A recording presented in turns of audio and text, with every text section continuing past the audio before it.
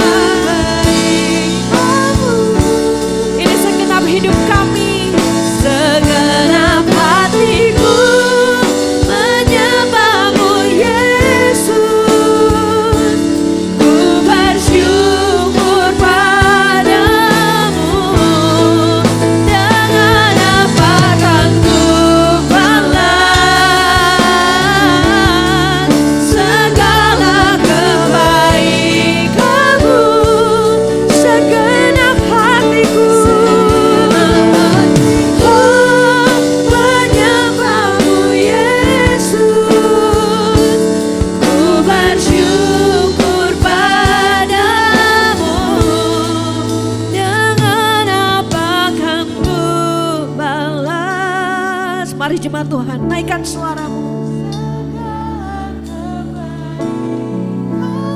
Katakan dari hatimu, dengan apa kami membalas kebaikan-Mu Tuhan.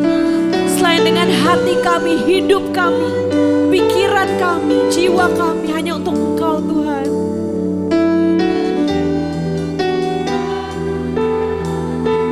Dengan apa kan ku balas segala kebaikan-Mu. Segenap hatiku menyembah-Mu Yesus. Ku bersyukur padamu. Dengan apa kan ku balas? Kami tidak mampu membalas kebaikan-Mu Tuhan. Kau begitu baik, Kau teramat baik bagi hidup kami. Segenap hatiku menyembah-Mu Yesus. Ku bersyukur padamu. Dengan apa kan ku balas segala kebaikan-Mu. Segenap hatiku menyembah-Mu Yesus. Ku bersyukur padamu selamanya. Oh, selamanya. Oh, selamanya, selamanya.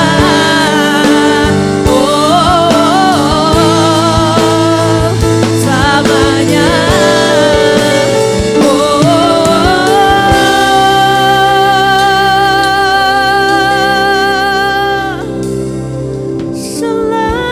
Selamanya. Selamanya Tuhan. Kami mau bersama-Mu selamanya. Kami mau dekat padamu. Kami rindu akan Engkau. Kami rindu hadirat-Mu. Dekap kami. Bawa kami dalam pelukan-Mu Tuhan. Ini hati kami, ini jiwa kami, hanya padamu Tuhan, seluruh hidup kami.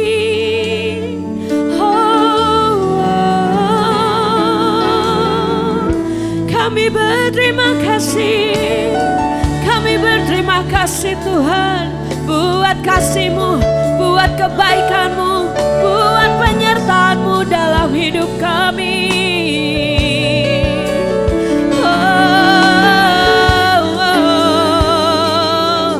Terima kasih Tuhan, terima kasih Yesus.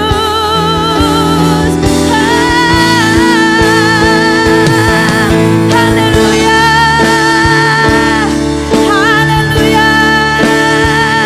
Hanya padamu segala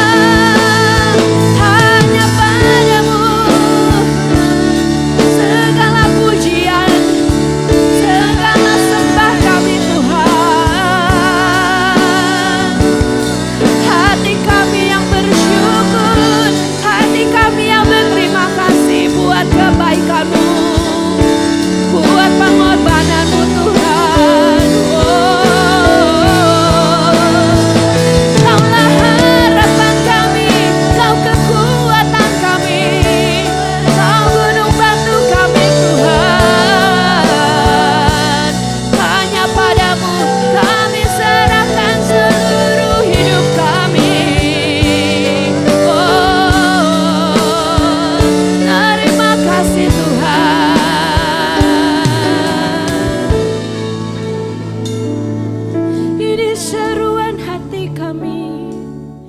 Kami tahu Bapak, energi kami banyak keluar, emosi kami cukup terkuras, pikiran kami cukup lelah. Dan sebelum hari ini berakhir, kami akan beristirahat. Biarlah Tuhan mengisi dengan kesejukan jiwa, dengan kejernihan berpikir. Terima kasih untuk caramu merawat kami. Dan lewat waktu yang singkat kami akan belajar sesuatu hal yang baru dari Tuhan. Sampaikan Roh Kudus dengan bahasa yang sederhana. Kami siap untuk diberkati dan menjadi berkat, karena doa ini kami alaskan di dalam nama Bapa, Putra dan Roh Kudus, di dalam nama Tuhan Yesus Kristus. Amin. Silakan duduk. Selamat hari Minggu. Selamat beribadah. Nah, baik Bapak Ibu. Beberapa hari ini saya kalau bergumul koknya suci banget, gua nggak seneng lah, gitu-gitu itu. Saya berpikir ada satu ayat yang mengganggu pikiran saya. Saya kalau masih terganggu akan saya cari sampai selesai. Padahal saya bukan seorang teolog. Di dalam kisah penciptaan ada kan ayatnya bunyi begini. Mari kita membuat manusia sesuai dengan gambar kita. Benar kan? Berarti manusia itu makhluk mulia. Tapi ayat di bawahnya ngomong begini. Mari kita ciptakan manusia dari debu tanah. Apa enggak mumet saya mikir gitu? Yang satu makhluk mulia, yang satu dari debu tanah. Lebih rendah dari hewan. Loh, maunya Tuhan ini piye sih Tuhan? Satu kita diangkat-angkat, satu kita dihewan-hewankan. Tapi ternyata firman Tuhan tidak pernah salah. Jadi maksud Tuhan begini. Daud dan Salomo itu raja hebat. Sampai dia eksklusif hidupnya. Memandang orang lain rendah. Jadi maksud Tuhan. Daud, Salomo baca ini. Supaya kalau kamu di atas, kamu jangan sombong. Kamu cuma sekedar debu tanah. Tapi bagi orang Israel yang dibuang ke Babel, jangan stres. Walaupun kamu debu tanah, engkau sama dengan aku. Setuju saudara? Jadi buat yang kaya, yang hebat, jangan angkuh. Anda dari tanah kembali ke tanah, enggak perlu sombong. Tapi buat Anda yang hari ini terhimpit ekonominya, banyak masalah stres, jangan bunuh diri. Engkau itu diciptakan sesuai dengan gambar Allah. Inilah Allah itu pintar menghibur, pintar membuat keseimbangan. Amin. Ya, ada kalanya kita membantu orang, tapi satu hari Anda pun perlu dibantu orang. Gitu loh hidup itu. Ada kalanya kita menerima, ada kalanya saya harus memberikan pertolongan. Hidup yang seimbang-seimbang aja lah. Ya, oke. Sekarang kita bangkit berdiri. Tolong Yohana, kita akan baca 3 cuplikan. Perhatikan, ya. Tetapi syukurlah, aku tidak hadir pada waktu itu. Sebab demikian lebih baik bagimu, supaya kamu dapat belajar percaya. Marilah kita pergi sekarang kepadanya. Ayat 16. Lalu Thomas yang disebut Didimus berkata kepada teman-temannya, yaitu murid-murid yang lain, marilah kita pergi juga untuk mati bersama-sama dengan dia. Ya, ini pendapat pertama. Sekarang kita lihat pendapat kedua. Ayat 20 dan 21. Ketika Marta mendengar bahwa Yesus datang, ia pergi mendapatkannya. Tetapi Maria tinggal di rumah. Maka kata Marta kepada Yesus, Tuhan, sekiranya engkau ada di sini, saudaraku pasti tidak mati. Perhatikan, apalin jawaban Marta ya. Tuhan, sekiranya engkau ada di sini, saudaraku pasti tidak akan mati. Sekarang cuplikan yang terakhir, ya. Ayat 32.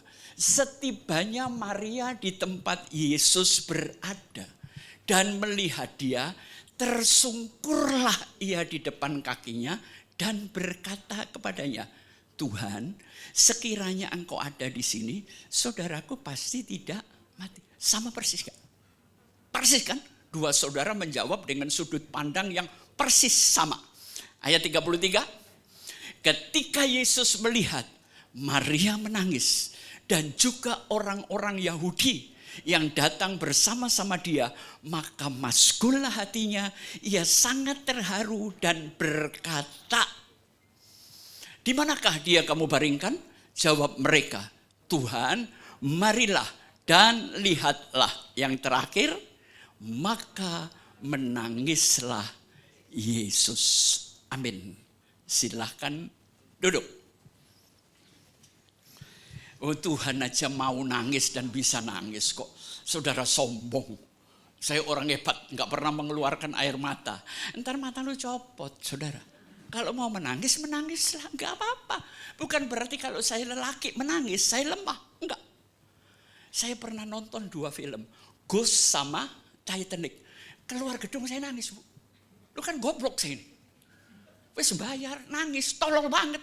Tapi ada olah rasa yang gak bisa saya tahan. Hidup itu jangan olahraga aja, jangan olah pikir aja, perlu olah rasa.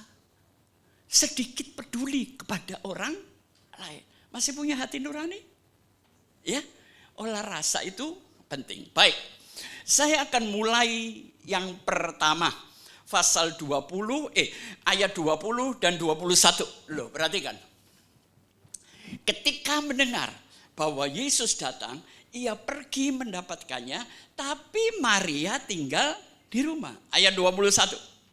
Maka kata Marta kepada Yesus, Tuhan, sekiranya engkau ada di sini, saudaraku pasti tidak akan mati. Baik, saya akan memulai dari awal, singkat aja. Marta dan Maria punya satu saudara laki yang namanya Lazarus. Kalau nanti Anda di rumah, tolong baca ya, saya nggak mau berpanjang-panjang. Tuhan mengasihi Lazarus, Lazarus mengasihi Tuhan. Seimbang nggak? Kalau saudara punya hubungan, tapi energimu tersedot terus, mendingan putus, saudara. Karena nggak seimbang. Ya, memberi terus tanpa menerima, Anda bete nanti. Ya, menerima terus tanpa memberi, Anda kurang ajar, kan gitu aja. Ya.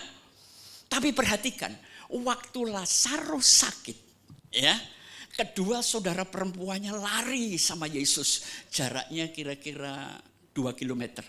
Dia kasih tahu, Tuhan, orang yang engkau kasihi sakit. Reaksinya apa? Yesus nggak datang, dibiarkan sampai mati. Loh, ini Tuhan model apa? Katanya dia mengasihi Lazarus, Lazarus mengasihi dia. Tapi kenapa dilaporin sakit, tahu-tahu dia diem. Ujungnya mati. Setelah mati baru Yesus berkunjung. Ini kronologisnya. Begitu dia sampai, yang menyambut adalah Marta. Menyambut berarti dari dalam rumah keluar. Ada tindakan menemui Yesus. Sedangkan Maria apa? Diem aja kok. Nanti satu hari saya akan tunjukkan. Orang terlalu menjelekkan Marta dan mengagungkan Maria. Anda keliru. Ada 10 kelebihan Marta. Jauh lebih hebat dari Maria. Di sini aja kelihatan mentalnya kan. Ngelihat Yesus dia lari keluar. Maria cuma diem, saudara. Ya. Tapi dia ngomong ini, Tuhan, sekiranya engkau ada di sini, saudaraku pasti tidak mati. Sekarang perhatikan. Ayat 32 sampai 35. Ini kuncinya. Setibanya Maria di tempat Yesus berada dan melihat dia, tersungkurlah ia di depan kakinya dan berkata kepadanya, Tuhan, sekiranya engkau ada di sini, saudaraku tidak mati. Ngomongannya sama kan? Sudut pandangnya sama. Tapi kenapa begitu Maria yang ngomong, Yesus nangis? Kenapa, saudara?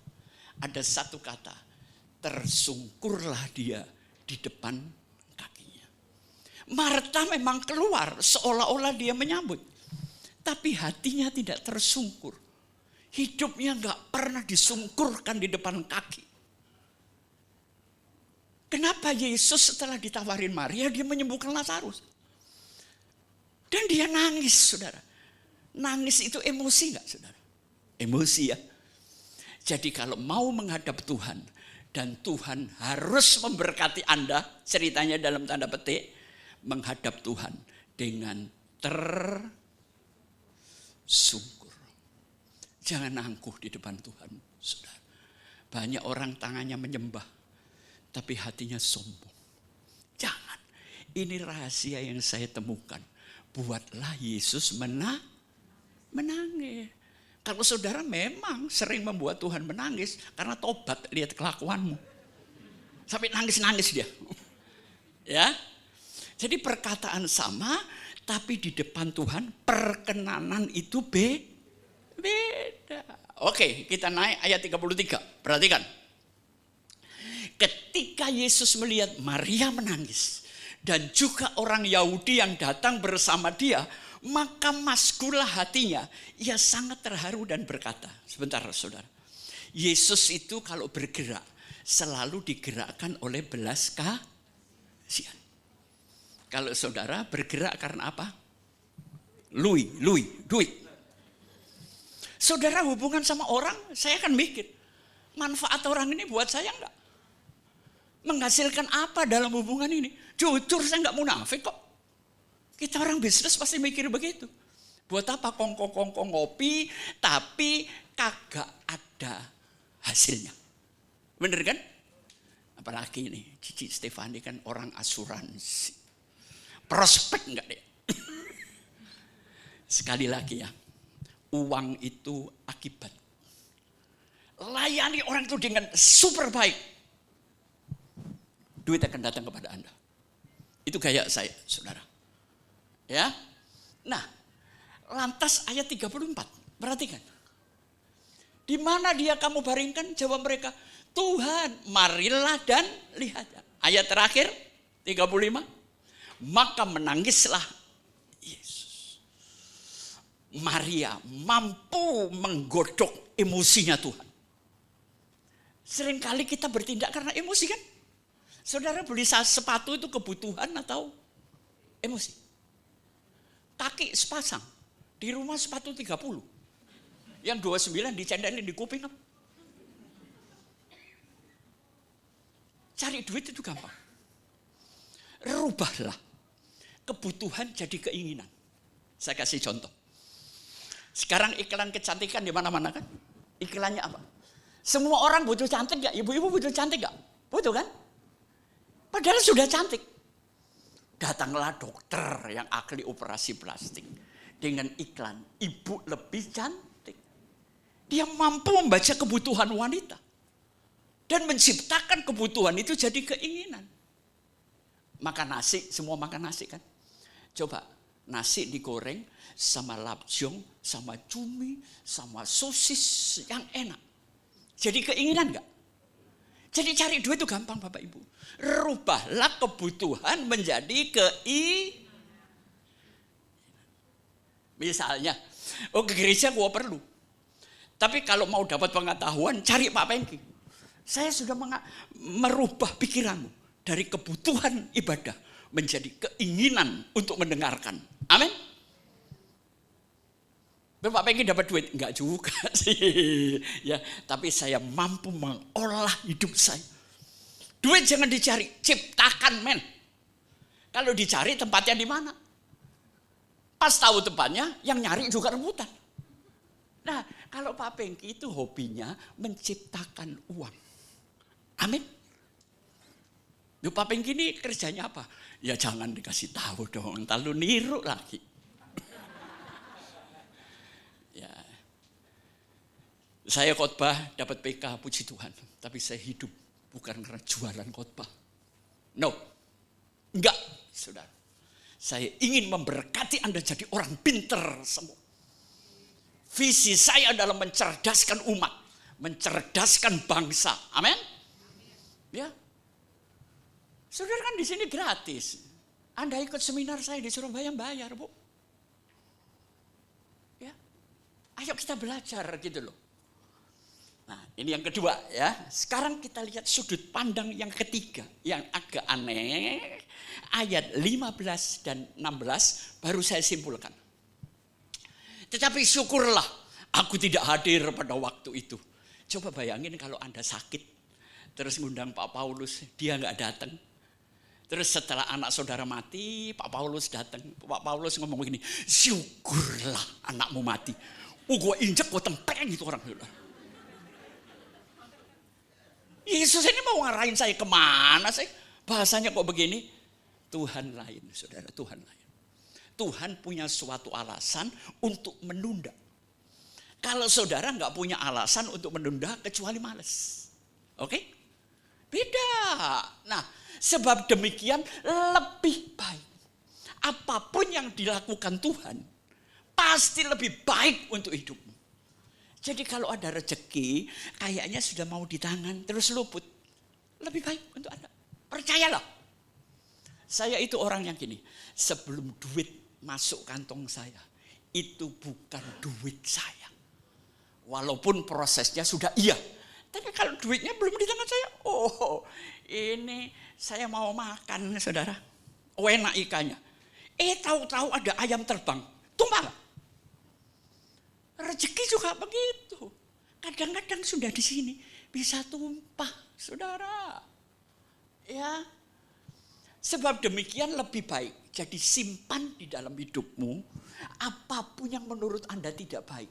Tapi kalau Tuhan yang mengizinkan, itu akan lebih baik untuk hidup Anda. Amin. Nyampe pengertian ini, nyampe enggak nyampe, yang penting gua ngomong. Terserah Anda dah. Ya. Supaya kamu dapat belajar percaya. Percaya itu perlu belajar. Marilah kita pergi sekarang kepadanya. Perhatikan sudut pandang Thomas. Naik lagi. Lalu Thomas yang disebut Didimus berkata kepada teman-temannya, yaitu murid yang lain. Lihat sudut pandangnya dan emosinya. Ayo sudah, daripada repot-repot berdebat, kita sekarang pergi dan mati sama-sama. Ini kan emosional yang negatif, saudara. Dia pergi tidak punya kepedulian. Lazarus itu siapa? Udahlah, karena dia Tuhan gua hormatin. Udah mati bareng dah, mati bareng ayo. Saudara sering menuruti ajakan orang dengan motif hati yang begini. Ini orang gak punya kepedulian. Saudara, ya. Jadi sekarang saya simpulkan. Udah tahu kan pelajarannya?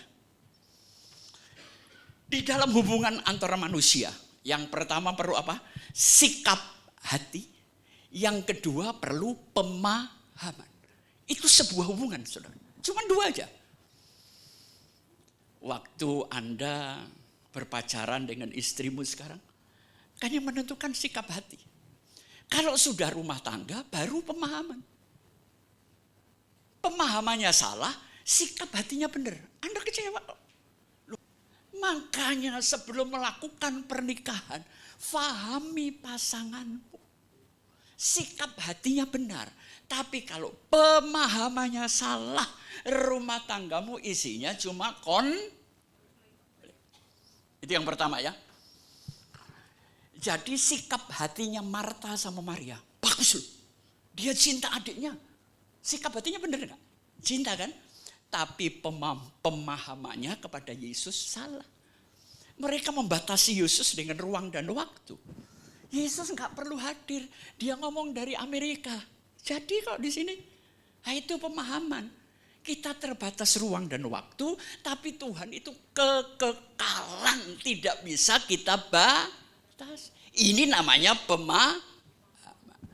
Saya tahu Anda suami istri saling cinta, tapi sudah menikah 50 tahun, tetap kagak cocok, oke? Ayo. Loh, saya menikah sama istri saya 52 tahun loh. Tetap kagak cocok kok. Menikah itu bukan untuk mencari orang yang cocok. Tapi lewat pernikahan kita belajar untuk cocok gitu loh. Enggak usah, gua nyesel. Saya ini nakal ya, saya ini buacingan bu. Saya ingin katakan berkali-kali.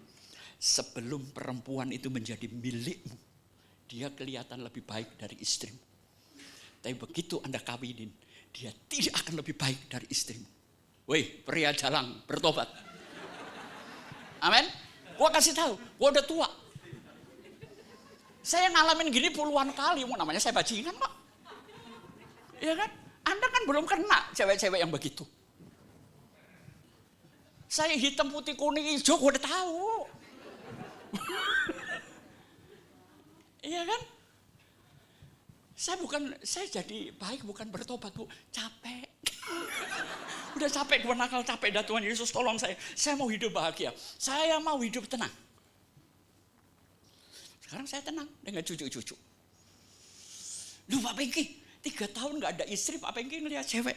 Justru setelah ditinggal istri, mata gua jadi mata bagus sekali, saudara.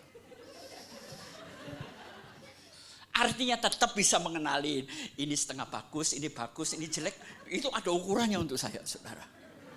Tapi hati sudah tidak ada, saudara. Saya berikan sisa hidup saya untuk anak cucu. Amin. Jangan umur 75 kawin lagi, lu gatal memang gua bilang. Saya nggak mau gitu, Bu. Nilai kepantasan juga saya jaga. Saya tidak menjadi teladan dong. Iya kan? Nilai kepatutan, nilai kepantasan itu harus tetap Anda jaga sebagai murid Tuhan. Amin. Iya. Sekarang banyak kan laki 80, ceweknya 24. Oh banyak, Bu. Itu rasanya mau gua bualang aja nih laki ini. Apa sih? Kayak orang sakit jiwa gua bilang. Tapi dia bangga. Nih, 80 dapat 23. Capek, Bu. Ya. Jadi di sini kita melihat pemahamannya salah, sikap hatinya juga salah. Dia menolong tanpa kepedulian, pemahamannya sama Tuhan juga salah. Kalau yang pertama tadi, sikap hatinya benar, pemahamannya salah. Thomas, sikap hatinya salah, pemahamannya ikut salah. Sekarang yang ketiga, siapa yang pemahamannya benar, bersikap hatinya benar. Di dalam kisah ini, coba cari.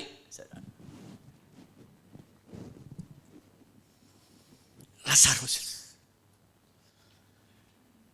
Dia mengasihi Tuhan, Tuhan mengasihi dia, berarti pemahamannya benar kan? Tapi walaupun dia tidak ditolong, dia nggak murtad, saudara. Ini loh Lazarus, pemahaman tentang Tuhan itu benar. Tuhan jawab saya, puji Tuhan, nggak jawab, gue tetap nyembah Tuhan. Dan sikap hatinya terhadap Tuhan juga benar. Hasilnya apa, saudara? Kebangkitan. Jadi kalau Bapak Ibu sikap hatinya benar, pemahamannya benar, ekonomi sebangkrut apapun hari ini, Tuhan akan bangkitkan. Amin. Jangan bicara uang sama Tuhan. Bicara sikap hati, kamu paham aku enggak, Pengki? Oh, aku paham Tuhan. Paham sudah. Nanti Tuhan berkati dengan kebangkitan finansial, Tuhan berkati dengan kebangkitan kesehatan, dan semua. Tapi ada lagi, ya ini saya tanya saudara, pemahamannya benar, tapi sikap hatinya salah dan busuk. Siapa mereka? Jangan saya suruh mikir sendiri loh, nanya jawab sendiri, gue capek lama-lama. Ayo, sekarang siapa yang pemahamannya benar, tapi sikap hatinya salah? Siapa? Pendeta. Gua ngomong mah jelas. Suruh khotbah kebenaran, oh jago. Tapi dianya sendiri gak pernah hidup dalam pemahamannya jago, saudara. Tapi sikap hatinya, ayo motivasinya, Tuhan tahu isi hati. Iya betul Pak. Jadi pembicara kayak saya aja Pak. Ya, Bapak nyumbang pendeta, nyumbang gereja aja Pak. Udah. Orang ngomong, Pak Pengki kenapa sih dari dulu gak bangun gereja? Emang gue kurang kerjaan suruh ngurusin orang model begini? Gue capek. Gak mau. Gue senengnya ngomong. Ya, orang termotivasi, hidupnya berubah, jadi pinter, jadi hebat. Saya bahagia, Bu. Ya, saya nggak pusing. Ibu mau ingat saya, bapak ingat saya, nggak apa-apa. Kita juga bukan family kok. Memang kenapa? Saya memberikan banyak hal bukan untuk dibalas, enggak, Bu. Saya ikhlas lillahi ta'ala untuk ngajar Anda. Wes, kurang. Iya kan? Itu saya nggak pernah kok. Tapi kalau tahu-tahu ibu kasih, ini Pak Pengki, 2 juta, 5 juta, ya gua terima dong, gua nggak goblok kok, namanya duit kok. Ini bukan berarti nyindir, enggak, haram Pengki yang bangsa gitu, haram jadah buat saya. Enggak ada, ini cuma bercanda aja. Amin. Tuhan berkati saya lebih-lebih kok. Udahlah. Ya. Jadi saudara mau yang mana?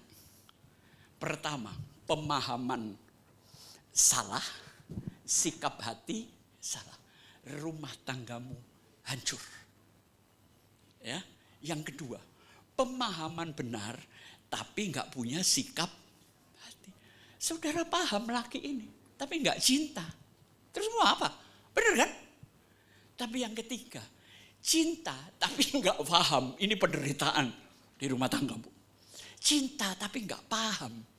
Istri kan sering ngomong gini, saya ini kurang apa sih Pak Pengki sama suami saya? Kurang apa coba? Datang makanan gua siapin, ya. Karena si suami merasa hatinya nggak ada sama saya Pak Pengki.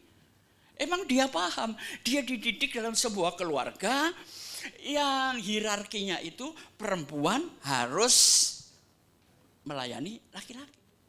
Tapi kan kosong hidupnya laki-laki. Laki-laki nggak butuh itu, Bu. Laki-laki butuh kehangatan. Kehangatan itu bukan soal ranjang dan seks, Bu, bukan. Tapi ngomongnya itu enak, nggak ketemu kangen, oke? Itu kalau suaminya pergi, Stefani masih kangen nggak sama Daniel? Yang bener. Alah. Gitu loh, kalau Danielnya kangen nggak? Nggak berani, jadilah dirimu sendiri. Kalau nggak ngomong nggak. Ya. Oh, melankoli. Berarti hidupnya dibawa ke tiap istri dong kalau melankoli. Jangan ya. Istri itu bukan untuk ditakutin. Saya kan ngomong kemarin, saya punya banyak teman, Pak. Kalau sendirian, aduh pencilaan ambek wetok. Oh, pencilaan. Waduh, pegang sana. Begitu istrinya ikut, mendadak jadi pastor. Ya. Udah banyak. Siapa laki modal begitu? Sini gue tumpang kaki itu kepalanya. Enggak perlu begitu. Jadilah dirimu sendiri, pasangan harus siap menerima. Cuma kalau saya pergi sama istri, gue mesti jaga perasaannya dikit lah. Bener kan? Kan gitu, ada aturan main, Pak. Enggak bisa ada istri, kayak enggak ada istri. Perang lah. Nah salahnya perempuan itu cuma butuh diakui. Ya kan? Itu masalah berbahaya. Jadi kalau wanita cuma mencari itu, suamimu karirnya mentok, Pak. Itu, ini mesra banget dielus-elus terus. Gue mau dong. Ya enggak saya suka. Sudah berumur tapi tetap mesra, Bu. Ya, keren. Kalau kurang mesra, belajar sama saya nanti. Gitu loh, hidup tuh jadilah dirimu sendiri. Jangan nuntut, kamu sekarang kok gak cinta aku sih? Buat gimana pasanganmu gak bisa kalau gak cinta Anda? Bener? Kan caranya dibalik begitu. Jangan ngomong, kamu sekarang mau berubah gak cinta aku? Itu pertanyaan menuntut, Bu. Tapi kalau saya buat istri saya gak bisa kalau gak cinta saya. Loh, lain kan? Dandanlah yang bagus. Hormatilah. Ya, yang punya etika di dalam kehidupan berkeluarga. Terhadap anak juga begitu. Ya, kehangatan tuh istri itu cuma ingin didengar. Dia nggak mau dijawab. Setuju nggak? Oh, dengerin sampai budak dah. Ya, didengar, Bu. Itu kebutuhan dia. Dia nggak butuh jawaban. Cuma kalau saya sama istri saya salah terus, Bu. Saya diam, oh budak. Loh, coba bayangin. Entar jawab, lu ngelawan, lu salah. Nah, capek dah. Tapi kalau nggak ada, gua kangen gitu loh. Itu namanya cinta. Ya, saya ngomong, waktu istri saya meninggal, dia tahu kalau saya nakal, Bu. Udah, ingat Tuhan Yesus. Cintamu cuma cintaku sama kamu. Aku tidak pernah akan nikah lagi. Janji. Baru dia les, nyawanya tertarik, saudara. Lega dia ada janji suami. Padahal gua kawin lagi kan dia nggak tahu. Iya kan? Tapi saya nggak bisa, Bu. Buat saya itu janji itu saya bawa mati. Sudah. Iya kan? Lu apa ini nggak tertarik lihat perempuan? Ya tertarik lah, kok masih punya saraf kok. Emang saraf kok nggak tertarik? Saya sering sama anak-anak band. Sejak ngomong penggawean lu ayu lewat lu, ngayu lewat lu. Wah, pengen masih bagus matanya. Oh, soal itu gua jelas. Sudahlah, hidup itu nggak usah munafik. Amin. Yang penting kita jelas, tapi jangan berbuat dosa. Gitu aja kok angel sih. Ya. Nah, tapi saya suka kalau Anda seperti Lazarus. Sikap hatinya benar. Mati pun pemahamannya. Dia tetap Tuhan saya. Dibangkitkan enggak? Ini kuncinya kebangkrutan kemudian menjadi kelimpahan. Fahami Tuhan. Apapun dia akan menjadikan hidupmu lebih baik. Cuma yang kekurangan pendeta cuma satu itu. Pemahamannya pinter, sikap hatinya kagak ada. Ya. Maka menangislah Yesus. Itu emosi. Sekarang kita akan belajar dari mana sumbernya emosi. Ya, ada bagian yang bukan keahlian saya, tapi saya belajar. Saya membandingkan beberapa buku, ternyata sama. Ya, oke, kita mulai. Rick, Yohana, tolong.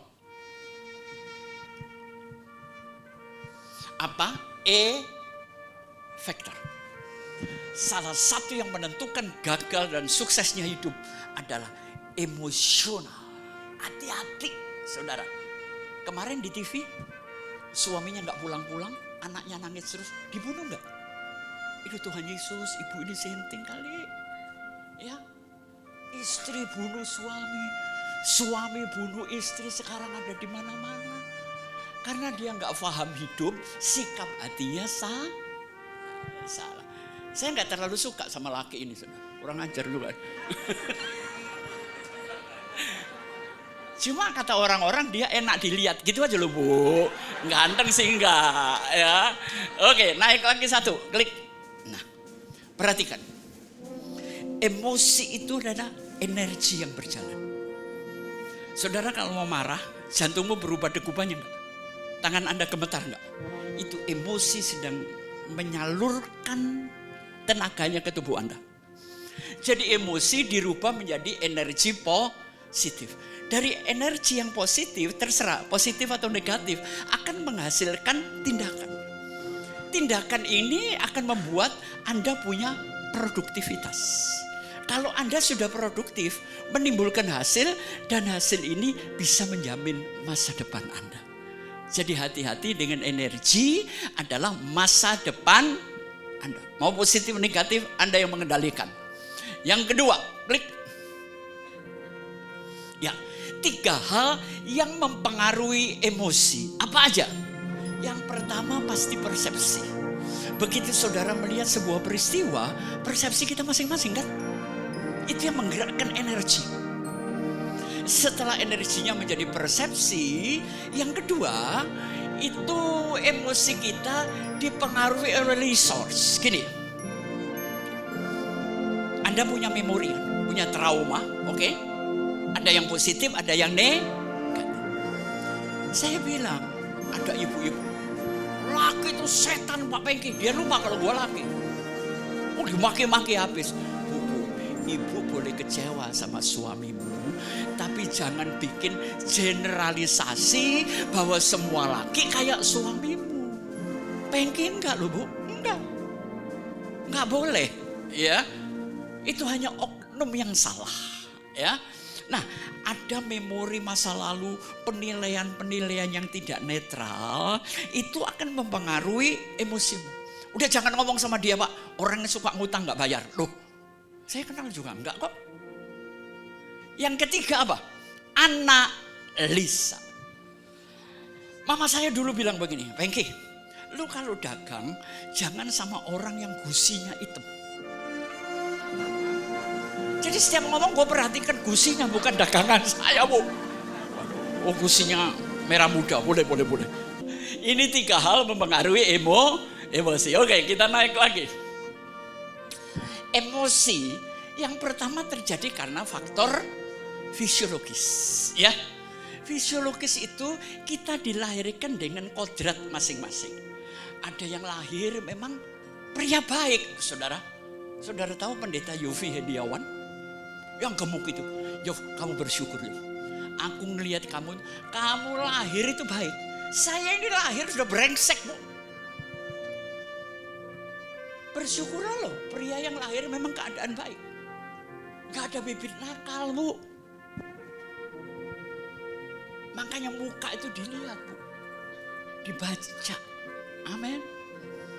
Ajak dia ketawa, hitam atau merah muda gusinya. Bener atau enggak? Ya mitos atau enggak, tapi ya ada benernya loh, saudara. Iya kan? Terus ini lagi. Pengki, lu inget ya? Cina itu lihai, kita juga tenglang. Jangan sampai lu bisnis sama matanya orang kayak si Jin Kui begini. Pasti jahat. Oh bener, Bu. Lu bener. Udah gak usah ditutupin. Matamu emang sipit. Sipit gak apa-apa, tapi jangan narik ke atas. Enggak, ini bukan firman Tuhan. Ini nasihat mama, ada benernya juga kok. Iya kan? Mama saya tuh pinter. Mama saya itu pedagang tembakau gede. Saudara sampai punya pabrik dia. Itu, kodrat kita dilahirkan. Temperamennya apa? Kedua, bentukan dari sekolah, dari lingkungan, dari keluarga, bibit, bebet, bobot. Yang ketiga, hubungan kita. Atau setengah Tuhan, setengah setan, ya kan? Itu bentukan kita.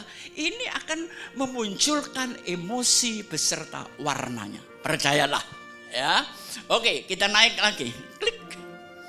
Jadi sebenarnya cuma 3 langkah. Pikirkan, rasakan, action. Amin. Selaraskan pikiran ngomong iya, rasamu juga ngomong iya. Sering nggak? Perasaan saya ngomong tidak, Pak Pengki, tapi mata saya ngomong iya. Itu bahaya, ditimbang dulu, pelan-pelan, Bu.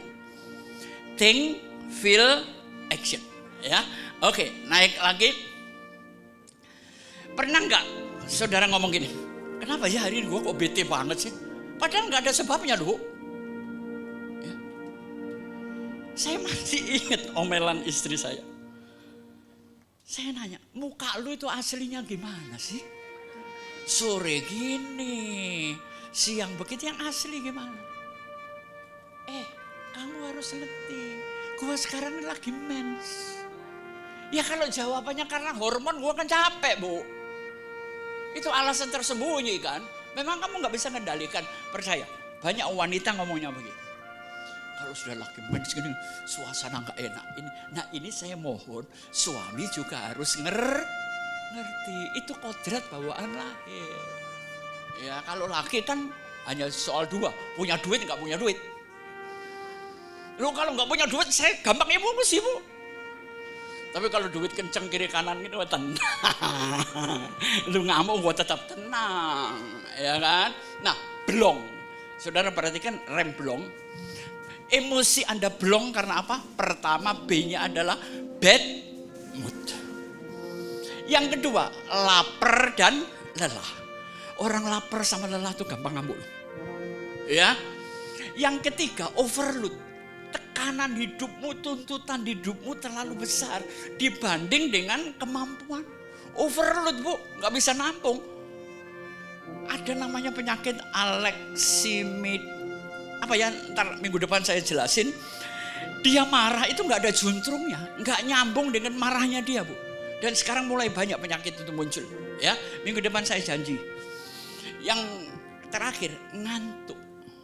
Ngantuk gampang marah nggak? Ya, saya nggak nyindir loh sekarang yang ngantuk. Enggak mungkin kalau Bapak Engki khotbah ada orang ngantuk, nggak mungkin. Ya, tapi ngantuk itu membuat sebuah masalah. Ya, oke, kita naik lagi setelah belum apa? Emosi. Yang perlu kita lakukan mengenali temperamen saya gimana asli. Ya, kalau Anda emosional, cari teman-teman yang sejuk, saudara. Tapi kalau saudara terlalu sejuk, cari yang gampang marah, jadi seimbang nanti. Lah kalau laki sejuk, terus ini asli laki apa kombinasi? Iya kan? Yang kedua apa? Menavigasi. Saya tahu temperamen saya ini gimana. Saya arahkan, kendalikan, dan yang ketiga gunakan untuk hasil yang baik, ya. Misalnya begini, saudara marah kalau mukamu jelek sekali, jangan. Saudara berpikir yang bisa cari duit orang cantik, enggak. Makanya kalau cantik sekali, jelek jangan nanggung, jelek sekali. Itu tawaran film horor berdatangan, Bu. Iya kan? Segala sesuatu jangan nanggung lah. Ya. Naik lagi, saudara, kita mau selesaikan. Saya pernah memberikan seminar namanya emosi dan attitude. Ya, tapi saya nggak mengajar ini. Jadi emosi itu akan menghasilkan attitude, perilaku. Padahal saudara saya kasih tahu, emosi itu netral. Kita yang terpengaruhi, kita dikendalikan, jadilah attitude yang jelek. Jadi emosi itu netral, emosi itu adalah energi yang menyalur ke otak kita, ke badan kita, ke semuanya. Ya, energi yang jalan itu namanya emosi. Oke, kita naik lagi. Nah, perhatikan saudara.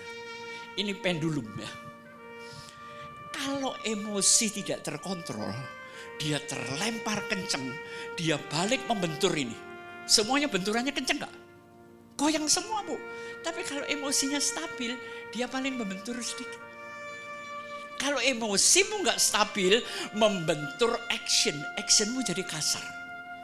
Terus penampilanmu jadi gak enak, itu akan menghasilkan suasana gak enak, dan masa depanmu terpengaruhi kurang enak. Jadi yang pertama adalah Oke, kita naik lagi, jadi emosi itu hati-hati. Nah, ini saudara, kita sampai ke intinya.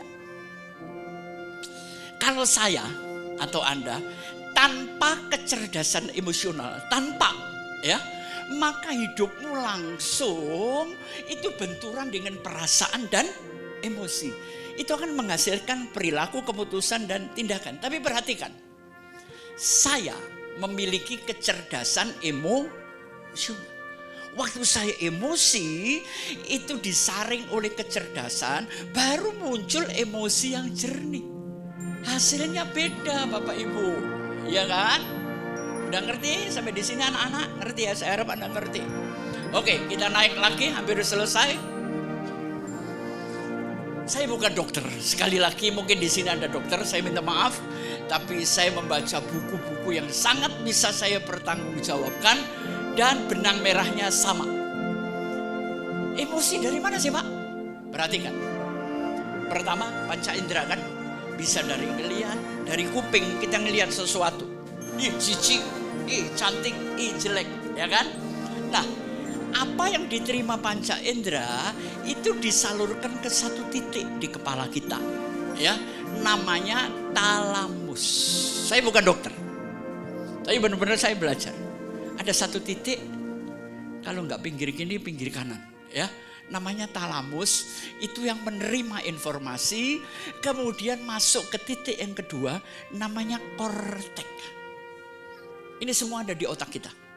Kortek inilah yang mengolah informasi. Jadi setelah diterima, diolah. Yang ketiga, ada yang namanya hipokampus. Lupa Pengki, situ ada memori dan pola. Saudara punya pola hidup yang rutin menjadi kebiasaan kan? Dan yang kedua, ada memori yang sudah tersimpan. Ini bercampur dengan informasi yang baru. Ini dikelola oleh hipokampus. Ini yang terakhir. Saudara sering mendengar, kalau kita kebentur batang otak kita mati. Amigdalanya ada persis di situ, saudara. Antara ujung saluran otak dengan batang leher. Itu ada satu titik, namanya amigdala. Inilah sumber emosi itu dia, saudara. Jadi semuanya nyalur ketemu di amigdala. Dialah penanggung jawabnya. Ini kita sekarang tahu. Oh, emosi ini dari sini. Paling tidak kan sekedar pengetahuan, Bu. Ya, makanya kalau kita lagi pusing sering dibijit sini enggak? Ya, dilenturkan. Dunia kedokteran mengajari. Jadi yang salah itu adalah amigdala. Nanti Anda belajar tentang NLP atau saraf-saraf otak lah.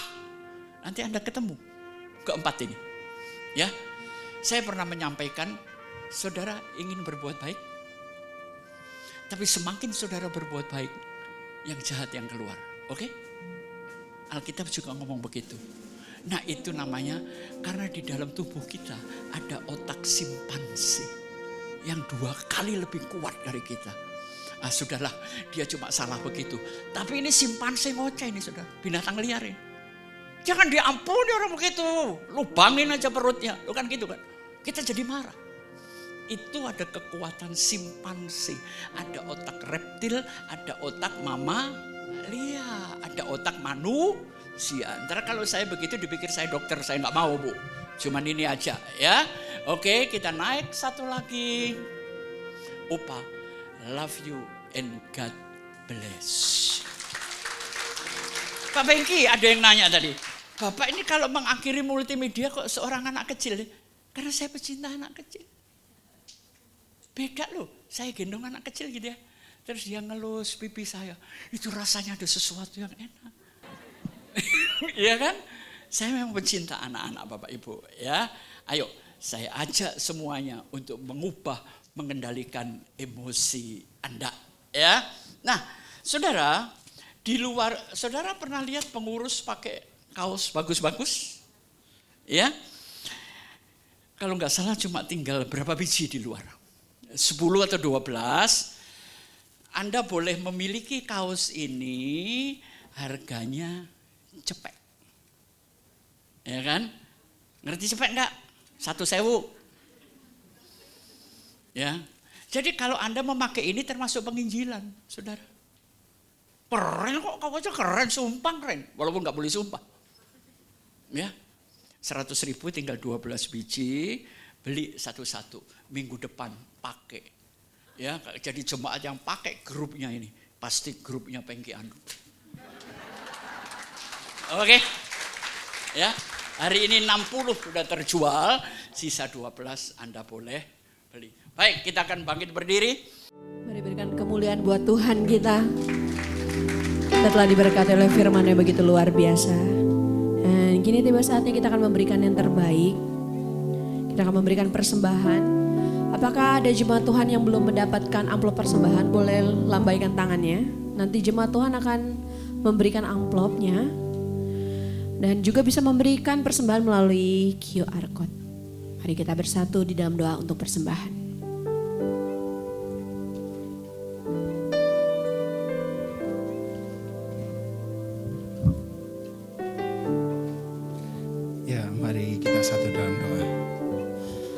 Semua karena kebaikan Tuhan dalam kehidupan kami. Kami ada, kami masih bernafas sampai saat ini. Bukan karena kuat dan gagahnya kami Tuhan. Terima kasih untuk firman-Mu yang begitu menyentuh hati kami. Terima kasih buat yang menyampaikannya, Pastor Pengki Andu. Engkau berkati kesehatan, berkati umur panjang, berkati keluarganya. Keluar dan masuknya Engkau berkati dia Tuhan. Terima kasih, sekarang tiba saatnya kami akan memberi. Tuhan berkati semua tangan-tangan yang memberi dan yang belum sempat memberi. Engkau layakan pemberian kami jadi dupa yang harum di hadapan-Mu Tuhan. Terima kasih, kami yang siap memberi. Sama-sama katakan amin. Selamat memberi. kita memberi dengan sukacita, dengan kerelaan hati kita memberi yang terbaik. Saudara, sebelum kita lihat jadwal ibadah minggu depan, kembali saya mau ingatkan kepada saudara, minggu depan ibadah kita tidak di ruangan ini. Minggu depan ibadah kita di Dian Ballroom. Saya ulangi, minggu depan ibadah kita kembali ke Dian Ballroom. Saya minta maaf untuk ketidaknyamanan saudara, tapi percayalah jeripaya kita dalam Tuhan tidak sia-sia. Kita terus berdoa kita mempunyai tempat sendiri ya untuk kita bisa beribadah, tidak harus pindah sana pindah sini. Baik, itu saja. Ada yang baru pertama kali ibadah di GBI Rem, lambaikan tangannya. Ada? Yang baru pertama kali ibadah di GBI Rem? Tidak ada? Semua jemaat setia? Baik. Saudara, tadi Pak Pengki sudah sampaikan ada kaos, tapi belum lengkap ya. Dari pagi luar biasa jemaat dukung. Ini adalah kenapa dijual kaos, saudara. Kaosnya bagus kok, bahannya bagus banget. Ya, cetakannya bagus, desainnya bagus, bahannya bukan bahan jelek ini, saudara. Dan Benny boleh maju ke depan, Ben. Nah, sini, Ben. Ukurannya sih semestinya masih komplek. Mungkin sudah yang ukuran-ukuran besar sekali kayaknya sudah habis. Karena memang ini coba-coba sini, Ben. Saya pakai perumpamaan Benny, saya juga baru beli tadi nih. Karena kaos saya kan ada orang suka, waktu itu kami cetak, minta, saya kasih. Ya. Bahannya bagus, desainnya bagus, coba saudara lihat. Bayangin, biasa aja perutnya, nggak usah dikurusin, biasa ya. Saudara, bayangin, pokoknya ini kaos bisa membuat badan kita kelihatan kecil. Benar saudara, dijamin saudara kelihatan kecil. Ya, tidak harus pakai jaket ini, kaosnya bisa membuat kita badan kita kelihatan ramping. Ya, makasih Ben. Harganya hanya 100.000. Kenapa kita jual kaos? Karena pengurus akan mengadakan, khusus pengurus tapi panitia ketua yang kami tunjuk, dia bilang, Pak boleh nggak kami buat kaos, kami jual buat nambah-nambah. Saya bilang boleh. Saya setujui, kenapa? Karena kaosnya kalau jemaat bisa beli dan ada tulisan I Love My Church GBI Rem, keren. Ya, besok minggu depan yang pakai kaos yang beli ini pergi ke Starbucks, saya jamin pesan apapun free. Pesannya free. Pesannya free. Ya, saya nggak salah kan? Pesannya free. Ya. Jadi, ayo saudara, pengurus akan bikin acara. Pengurus Hotel Ciputra, pengurus dan Mogot akan bikin acara untuk acara keakraban, untuk kami ke depan bisa mempersiapkan acara-acara untuk saudara. Ya, kami sedang mempersiapkan acara-acara untuk saudara. Acara-acara yang bagus, baik untuk youth-nya, ya anak-anak muda, dan juga untuk semua umur. Nanti ada retret, ada macam-macam. Nah, nanti kami mau bikin acara pertemuan, kami harus diperlengkapi acaranya, tapi ada makan-makan. Jadi pengurusnya jual kaos, saya percaya pasti habis. Dan minggu depan kami akan cetak juga mungkin sekitar 60-70 atau lebih seperti hari ini mungkin warna putihnya. Tapi hari ini kami jual warna hitam. Jadi hari Minggu ini saudara beli satu, nggak usah banyak-banyak, satu orang satu cukup. Minggu depan beli lagi satu. Ada amin. Dan yang pakai kaos di Hotel Ciputra masuk ke Hotel Ciputra free, nggak harus bayar. Amin. Semua yang masuk ke Hotel Ciputra free, ke mallnya pun free. Saudara, kaosnya 100.000, memang ini kita jual untuk acara kita. Kiranya saudara bisa mendukung dan memberikan dukungan support untuk gereja ini. Oke, baik, saya undang kita semua bangkit berdiri karena tidak ada jemaat baru. Oh, Israel, dia kasih tahu. Pokoknya yang mau ke Israel daftar. Yang sudah daftar kasih pasportnya. Kita sama-sama pergi dengan Pastor Pengki, dengan hamba-hamba Tuhan lain. Ya, kita akan berangkat di November. Saudara pasti diberkati. Kita akhiri ibadah kita. Nyanyi pujian bagimu, Tuhan, pujian bagimu, Tuhan.